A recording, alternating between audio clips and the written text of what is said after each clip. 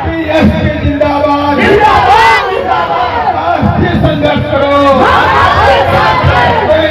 संघर्ष करो। बीएसपी की क्या पहचान, पंचराम सरोवर रहे, सागर रहे, पुणे में रहे।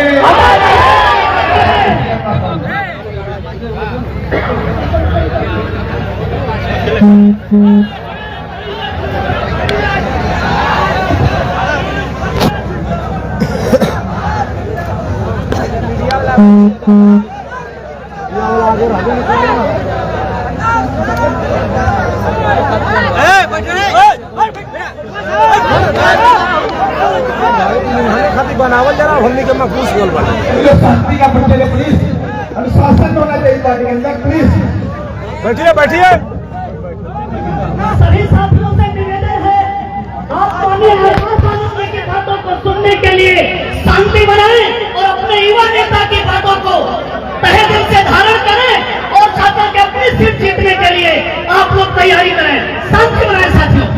माननीय साथियों, जय भीम।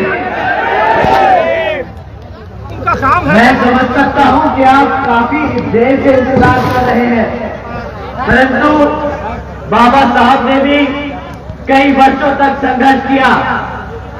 मान्यवर साहब श्री काशीराम जी ने भी कई वर्षों तक संघर्ष किया। आदरणीय बहन कुमारी मायावती जी आज तक दिन रात आप सभी के लिए संघर्ष कर रही है, परंतु जब जय भीम बोलते हैं तो दिल से बोलते हैं। तो साथियों, आप सभी को मेरा दिल से आप सभी को जय भीम। साथियों, आज पहली बार जैनपुर की इस पावन धरती पर मुझे आप सभी के बीच में आने का मौका मिला। इससे अच्छा दिन मैं नहीं समझता कि हो सकता है। आज हमारे बीच में इतनी बड़ी संख्या में हमारी माताएं, मेरी बहनें, मेरे सभी भाई, मेरे बड़े बुजुर्ग, आप सब आज इस झंडे के नीचे इकट्ठा हुए आदरणीय बहन कुमारी मायावती जी का संदेश सुनने के लिए आप सभी का मैं तहे दिल से धन्यवाद और आभार प्रकट करता हूं।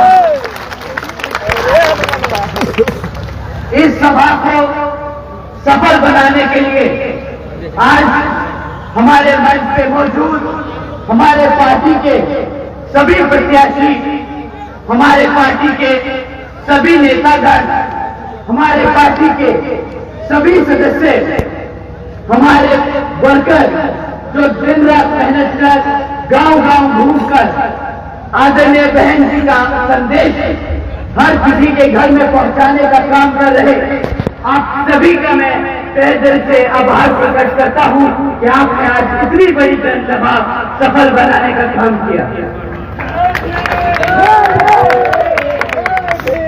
साथियों, आप लोग मुझे सुनने आए, इसलिए आप लोग मुझे सुनने के लिए यहाँ पहुंचे हैं, तो उसके लिए मैं आप सभी का बहुत बहुत आभारी हूँ। और जिस उद्देश्य से आप लोग यहाँ पहुंचे हैं, तो उसके बारे में वैसे आप लोगों को ये विदित है कि यहाँ बिहार राज्य में जल्द ही विधानसभा के आम चुनाव होने वाले हैं, और इस संबंध में मैं आप लोगों के हित व कल्याण में आपको जागरूक करने के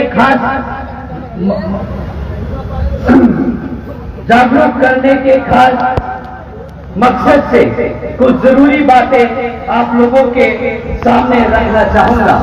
फिर दलितों एवं अन्य उपेक्षित वर्गों का हित कतई भी सुरक्षित नहीं हो सकता है तथा न ही इनको आरक्षण का भी पूरा लाभ मिल सकता है।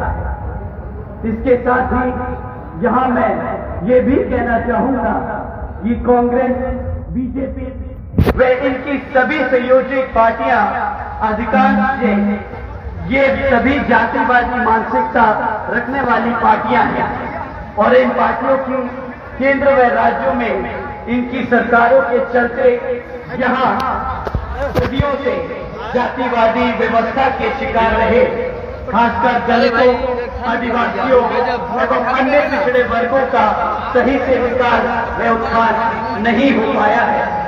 इसके साथ साथ इन पार्टियों की संकीर्ण एवं पूंजीवादी सोच के व सिद्धांत आदि होने की वजह से भी यहाँ सब समाज में से गरीब व मुसलमान एवं अन्य धार्मिक अल्पसंख्यक समाज के लोगों को भी आर्थिक तरक्की, उनकी आर्थिक स्थिति में भी आज तक कोई सुधार या बदलाव नहीं आ पाया है।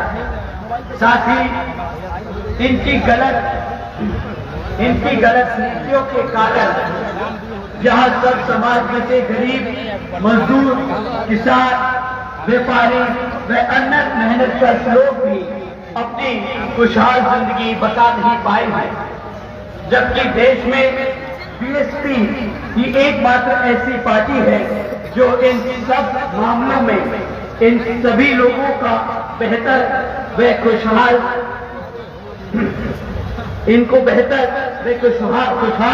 जिंदगी दे सकती है। और इसका जीता जागता उदाहरण उत्तर प्रदेश में बीएसपी के नेतृत्व में 4 बार सर्जन हिताय व सर्जन सुखाय की रही सरकार है। लेकिन इसके लिए बीएसपी ने पहले यहाँ सब समाज के लोगों को जागरूक बनाया है और तब फिर यहाँ बीएसपी की सरकार बनाई है। ये भी जानना और समझना बहुत जरूरी है। और बीएसपी की सरकार बनाने पर तब फिर हमारी पार्टी ने हर मामले में व हर स्तर पर यह विशेष से उपेक्षित रहे, खासकर दलितों एवं अन्य कमजोर वर्गों के लोगों के हित व कल्याण में काफी ऐतिहासिक कार्य किए हैं। साथ ही सब समाज में से गरीब लोगों की आर्थिक स्थिति में काफी सुधार लाया है और विभिन्न क्षेत्रों में कार्य कर लोगों को भी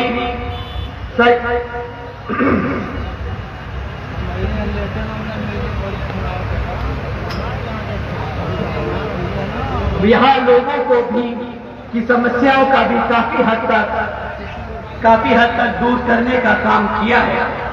इतना ही नहीं बल्कि उन्होंने संतों, गुरुओं व महापुरुषों के भी विभिन्न स्तर पर पूरा आदर सम्मान देने का काम किया है। यूपी में बेहतरीन कानून व्यवस्था देने का काम किया।